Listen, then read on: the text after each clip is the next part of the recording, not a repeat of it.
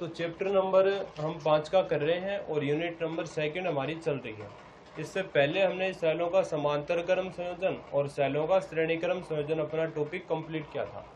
अब जो आज का जो हमारा टॉपिक है वो है विद्युत ऊर्जा तथा विद्युत शक्ति, जो इस चैप्टर का लास्ट टॉपिक है। इस टॉपिक को करने के बाद में हम इस चैप्टर के न्यूमेरिकल है वो स्टार्ट करेंगे। तो अपना ये लास्ट टॉपिक समझते हैं, छोटा टॉपिक है, इजी टॉपिक है। देखना करते हैं इस टॉपिक को, विद्युत ऊर्जा तथा विद्युत शक्ति। देखना क्या होती है विद्युत ऊर्जा। अपने पास ये एक सेल है, ये इसका माइनस सिरा है और ये इसका पॉजिटिव सिरा हो गया, ये इसका नेगेटिव सिरा हो गया है। इसको हमने जोड़ दिया है एक बाह्य प्रतिरोध R से। यह है विद्युत अपना परिपथ, विद्युत परिपथ, और यह है सेल। और सेल से हमें पता है क्या आएगी, धारा आएगी। तो इसकी परिभाषा होगी विद्युत ऊर्जा की कि एक निश्चित समय में विद्युत सेल द्वारा विद्युत परिपथ में धारा प्रवाहित करने के लिए किया गया कुल कार्य ही विद्युत ऊर्जा कहलाता है। क्या लिखोगे इसकी परिभाषा, किसी निश्चित समय में विद्युत सेल द्वारा विद्युत परिपथ में धारा प्रवाहित करने के लिए किया गया कुल कार्य विद्युत ऊर्जा कहलाता है। यानी कि धारा प्रवाहित करने के लिए जो हमें कार्य करना पड़ेगा वो ही कार्य क्या कहलाता है, विद्युत ऊर्जा कहलाता है। अब इसके सूत्र की स्थापना भी हम यहाँ पर करेंगे। उसके लिए आपको ये दो फॉर्मूले पता होने चाहिए। एक तो धारा I बराबर होता है Q बटा T, या फिर Q बराबर करेंगे तो I इंटू में T आ जाएगा। एक विभवांतर होता है V बराबर W अपॉन Q, या फिर इसको W बराबर करेंगे तो V इंटू में आ जाएगा Q। अब देखना ये W है, W बराबर ये V, ये रख दिया है V इंटू Q, Q का मान है I इंटू में T, I इंटू T। अब देखना ये V है, V की जगह हम लिख सकते हैं I इंटू में R ओम के नियम से। तो W equal to I R और इंटू में I इंटू में है T। तो W बराबर कितना आ गया, I की स्क्वायर R T। एक तो हम इस फॉर्मूले की स्थापना करेंगे जो कार्य का फॉर्मूला है, एक ये भी कार्य का फॉर्मूला है, इसकी भी हम थोड़ी देर में अभी स्थापना करेंगे। और एक देखना कि ये जो अपने पास V है, V I T, तो V की जगह हम क्या लिख सकते हैं, I इंटू में R। अब इस समीकरण में जो I है, I की जगह हम क्या लिख सकते हैं, V बटे R। तो W बराबर V, I की जगह लिख सकते हैं कितना, V बटे R, V बटे R लिख सकते हैं। ये V है, I की जगह है V बटे R और इंटू में T। तो इसका एक फॉर्मूला और आ जाएगा V की स्क्वायर अपॉन R इंटू में T। इस प्रकार से दो तीन फॉर्मूले इसकी हम स्थापना करेंगे। देखना अभी इसकी स्थापना करते हैं। तो यहाँ पर इसकी परिभाषा लिखी गई है कि किसी निश्चित समय में किसी विद्युत सेल द्वारा विद्युत परिपथ में धारा प्रवाह के लिए किया गया कुल कार्य विद्युत ऊर्जा कहलाती है, जो आपको थोड़ी देर पहले भी बताया गया है। यानी कि ये सेल है, एक पॉजिटिव सिरा और एक नेगेटिव सिरा, और यह है बाह्य प्रतिरोध R। तो इस सेल द्वारा, ये रहा सेल, ये सेल, यह विद्युत परिपथ, विद्युत परिपथ, यह विद्युत धारा रही, विद्युत धारा, और एक निश्चित समय होना जरूरी है। तो किसी निश्चित समय में किसी विद्युत सेल द्वारा, किसी निश्चित समय में यह रहा विद्युत सेल द्वारा विद्युत परिपथ में, यह रहा विद्युत परिपथ में धारा प्रवाह के लिए, यह धारा प्रवाह के लिए जो कार्य करना पड़ेगा वही कार्य क्या कहलाता है, विद्युत ऊर्जा कहलाता है। हमें पता है कार्य ही ऊर्जा के रूप में संचित होता है। तो किसी निश्चित समय में किसी विद्युत सेल द्वारा विद्युत परिपथ में धारा प्रवाह के लिए किया गया कुल कार्य विद्युत ऊर्जा कहलाता है। ये तो इसकी परिभाषा है। अब देखना आगे, यदि R प्रतिरोध के तार में, जैसे कि अपने पास ये मान लेते हैं ये कोई तार है जिसका प्रतिरोध है R। यदि R प्रतिरोध में I धारा, इसके अंदर धारा I है, वो T समय के लिए अगर प्रवाहित हो तो जो आवेश की मात्रा है वो कितनी होगी, वो हो जाएगी Q बराबर I इंटू में टी। ये कहाँ से आया है Q बराबर I इंटू में टी? हमें पता है कि I बराबर होता है Q बटा टी। विद्युत धारा I बराबर Q अपॉन टी, यहाँ से हम Q बराबर करेंगे तो I इंटू में क्या आएगा, टी। तो यही समीकरण लिखा है Q बराबर I इंटू में टी। आगे देखना, यदि तार के सिरों पर V विभवांतर आरोपित किया जाए, ये तार का सिरा है, इसके अगर V विभवांतर आरोपित करेंगे तो इसमें इलेक्ट्रॉन एक सिरे से निकलकर दूसरे सिरे पर चले जाएंगे, तो उसके लिए कुछ कार्य करना पड़ेगा। वही बात यहाँ पर लिखी है, यदि तार के सिरों पर V विभवांतर आरोपित किया जाए तो विभवांतर की परिभाषा से Q आवेश को तार के एक सिरे से दूसरे सिरे तक प्रवाहित करने में विद्युत स्रोत द्वारा किया गया कार्य, तो कार्य W बराबर आ जाएगा Q इंटू में V। ये फॉर्मूला कहाँ से आया है, विभवांतर की परिभाषा से आया है। V बराबर हमें पता है W अपॉन Q होता है, यहाँ से अगर W बराबर करेंगे तो V इंटू में कितना आएगा Q, तो या फिर Q इंटू में V। इसको हमने समीकरण नंबर 2 दे दिया है। अब Q का मान समीकरण 1 से हमारे पास में है, तो समीकरण 1 से मान हम रख देंगे समीकरण 2 में। देखना रखते हैं, इजी टॉपिक है, छोटी सी परिभाषा बस, और ये फॉर्मूले हैं। तो समीकरण 1 में जो Q है और इसमें Q है IT, ये IT है, इस Q की जगह रखेंगे, तो समीकरण 1 का मान रख देंगे 2 में।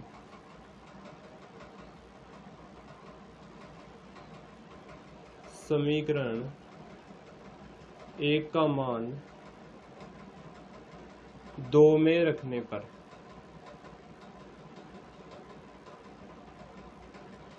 देखना, ये समीकरण 2, ये समीकरण 1 है। W ये लिख दिया है W। Q का मान है I इंटू में T, I इंटू में T, और इंटू में इसके V है, इंटू में है V, या फिर W बराबर हम लिख सकते हैं इसको V I T। एक तो कार्य का फॉर्मूला ये आ गया है, ये कार्य का ही फॉर्मूला है। इसको भी आपको जब न्यूमेरिकल करेंगे तब ये फॉर्मूला काम में आएगा, तो इसके एक फॉर्मूले को आपको इसको अच्छे तरीके से याद रख लेना है, W equal to V I T। अब देखना इसका दूसरा फॉर्मूला भी निकालेंगे। V है तो ओम के नियम से देखना, ओम के नियम से, ओम के नियम से V बराबर हमें पता है I R होता है, तो V की जगह हम IR लिख सकते हैं। तो W इक्वल टू, ये V है, इसकी जगह लिखेंगे IR, ये लिख दिया IR इंटू I इंटू में T और I इंटू में T। तो W इक्वल टू I को I से गुणा करेंगे, I की स्क्वायर और R और T। एक फॉर्मूला कार्य का ये आ गया है, इसको भी अच्छे से याद रखना है, न्यूमेरिकल में ये भी काम में आएगा। एक ने एक फॉर्मूला और निकालते हैं। अब देखना V तो रख दिया I इंटू में R। अब हम इस ये जो दिख रहा है I, इसकी जगह क्या लिख सकते हैं, देखना इसके I बराबर होता है V अपॉन R। अब हम क्या करेंगे, ये जो I दिख रहा है इसकी जगह है V अपॉन R और रख दे सकते हैं, चलो रख दो। I equal to V upon R और रखेंगे, तो देखना कितना आ जाएगा, W इक्वल टू ये I की स्क्वायर यानी कि V की स्क्वायर अपॉन R, तो R की स्क्वायर और ये R इंटू में T, तो एक R से एक R कैंसिल, तो W इक्वल टू कितना है, V की स्क्वायर अपॉन R इंटू में T। एक कार्य का फॉर्मूला ये आ गया है। तो तीनों फॉर्मूले कार्य के हैं, ये भी कार्य का फॉर्मूला है, ये भी कार्य का, ये भी कार्य का। न्यूमेरिकल में आपको कैसे पता चलेगा कि ये फॉर्मूला लगाना है या फिर ये लगाना है या फिर ये लगाना है, उसके लिए देखना, अगर क्वेश्चन में V हो, I हो और T हो, अगर विभवांतर हो, धारा हो और समय हो, ये अगर तीन चीजें दे रखी है तो आपको ये पहले वाला फॉर्मूला है ये लगाना पड़ेगा, ये फॉर्मूला लगाना पड़ेगा जब क्वेश्चन में V दे रखा हो, I दे रखा हो और T दे रखा हो। दूसरी बात, जब क्वेश्चन में I दे रखा हो, R दे रखा हो और T दे रखा हो, यानी कि धारा दे रखा हो, प्रतिरोध दे रखा हो और समय दे रखा हो, तब हम इस फॉर्मूले को लगाएंगे क्वेश्चन में अगर दिया हुआ हो तो। अगर क्वेश्चन में V दिया हो, R दिया हो और T दिया हो, विभव दिया हो, प्रतिरोध दिया हो और समय दिया हो, तो हम इस फॉर्मूले को काम में लेंगे। तो ये तीनों फॉर्मूले विद्युत ऊर्जा के हैं, विद्युत ऊर्जा के तीनों फॉर्मूले हैं। इन तीनों फॉर्मूलों को आपको अच्छे तरीके से याद रखना है।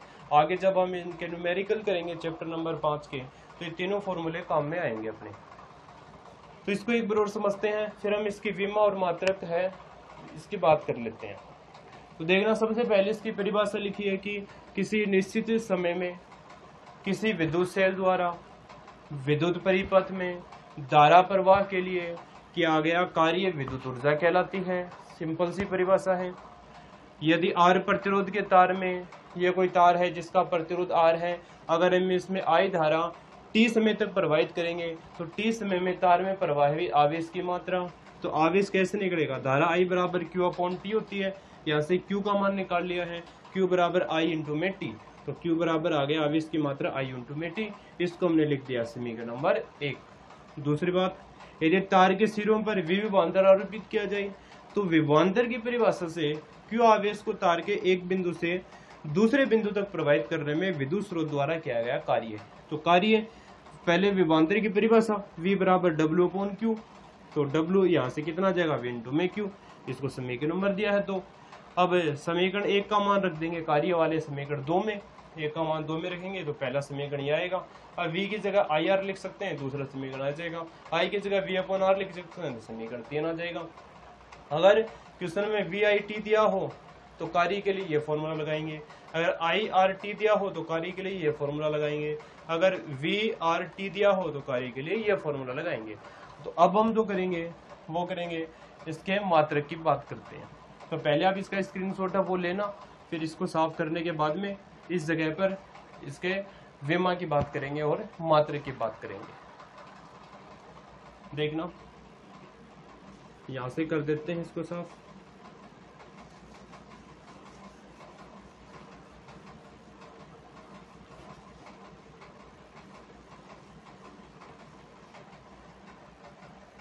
जो कार्य है अपना SI मात्रक, इसका SI मात्रक होता है भाई जूल। कार्य का SI मात्रक कितना होता है, जूल होता है। देखना, हमें ये फॉर्मूला पता है कि जो शक्ति है P बराबर वो होती है W अपॉन में T।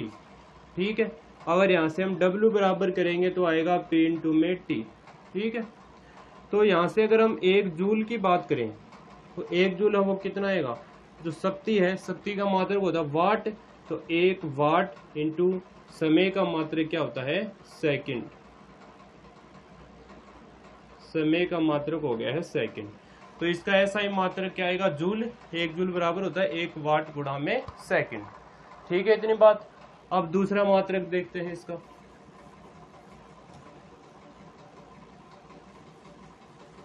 अब इसके दूसरे मात्रक की बात करते हैं, जो जिसको हम बोलते हैं व्यावसायिक मात्रक।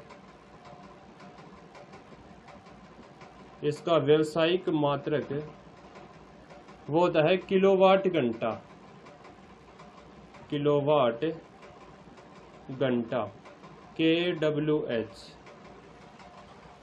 या फिर हम इसको बोर्ड ऑफ ट्रेड यूनिट भी बोलते हैं, BOTU, board of trade unit, या फिर हम इसको विद्युत यूनिट भी बोल देते हैं।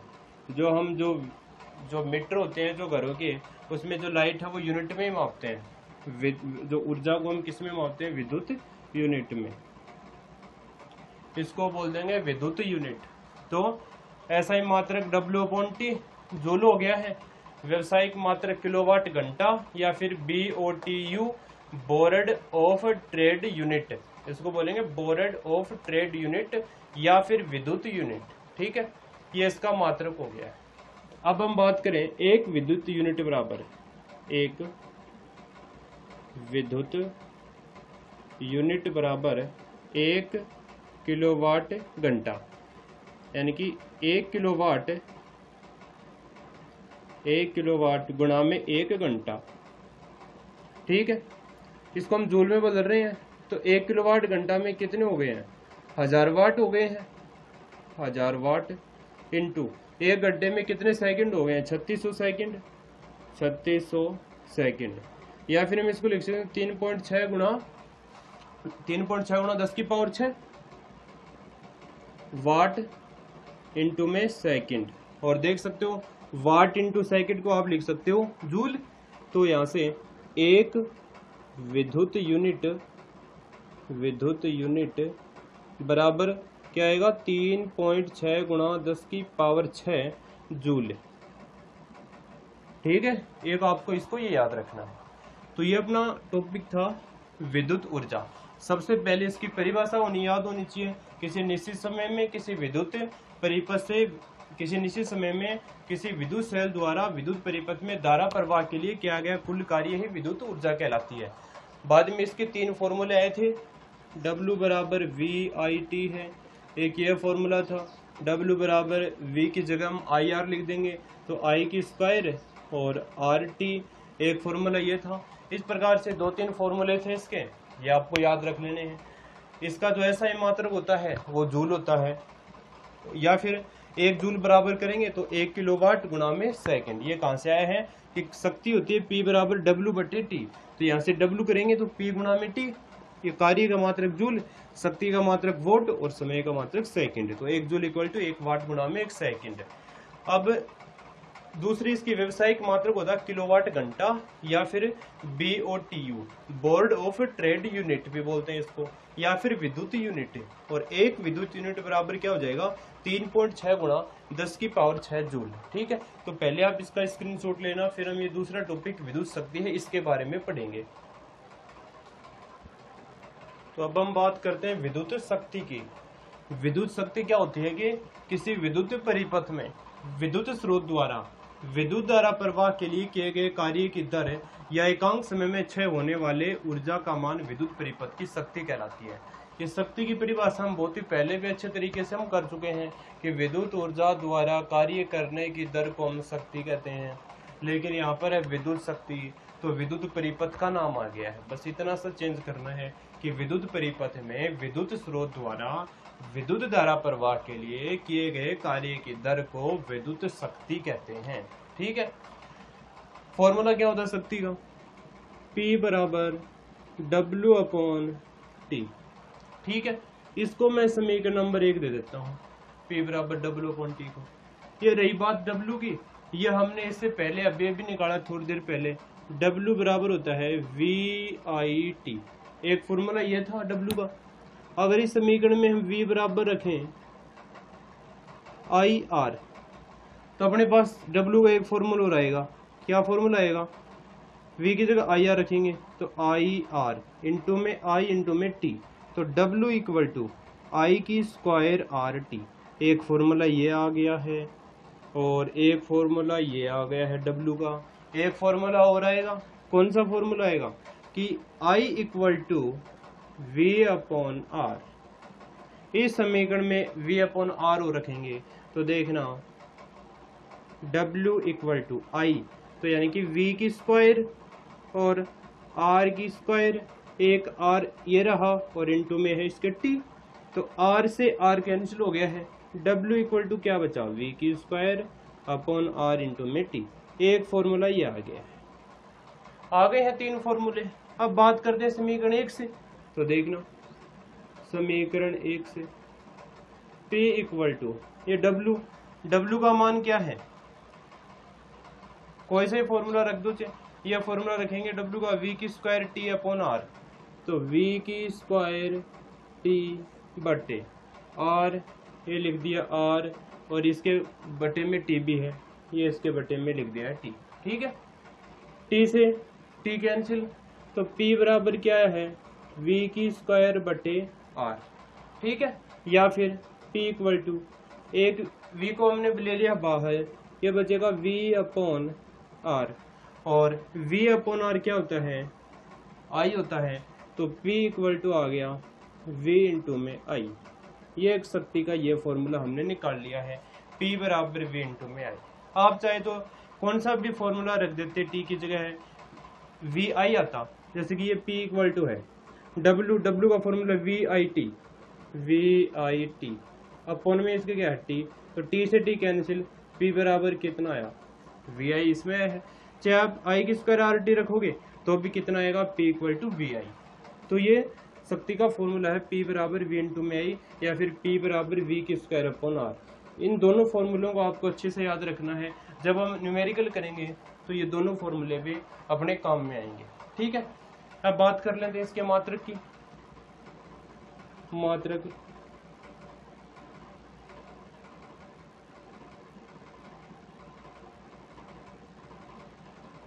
बात करते हैं इसके मात्रक की। कार्य का मात्रक जूल होता है, शक्ति का मात्रक वाट होता है। तो देखना SI मात्रक वाट, SI मात्रक क्या होता है इसका, वाट होता है। और 1 किलोवाट घंटा बराबर होते हैं, 1 किलोवाट बराबर कितना होता है 1000 वाट। और 1 मेगावाट बराबर ये होता है 10 की पावर 6 वाट। ठीक है, 1 किलोवाट बराबर होता है 1000 वाट और 1 मेगावाट बराबर होता है 10 की पावर 6 वाट। ये इसका व्यवहारिक मात्रक है, इसको ज़्यादा करके काम में लेते हैं हम। 1 किलोवाट बराबर 1000 वाट, 1 मेगावाट बराबर 10 की पावर 6 वाट। ठीक है, अब देखना P बराबर क्या था अपना W अपॉन T। तो P का मान मात्रक क्या हो गया, वोल्ट हो गया है ये। तो 1 वाट बराबर कार्य का मात्रक जूल, 1 जूल बटा 1 सेकंड। तो 1 वाट की परिभाषा वो क्या आएगी, 1 जूल तथा 1 सेकंड के अनुपात को हम 1 वाट बोलेंगे। तो 1 वाट बराबर 1 जूल बटा 1 सेकंड। ठीक है यहाँ तक। अब एक इसका एक अन्य मात्रक भी होता है हॉर्स पावर। 1 HP बराबर होता है 746 वाट।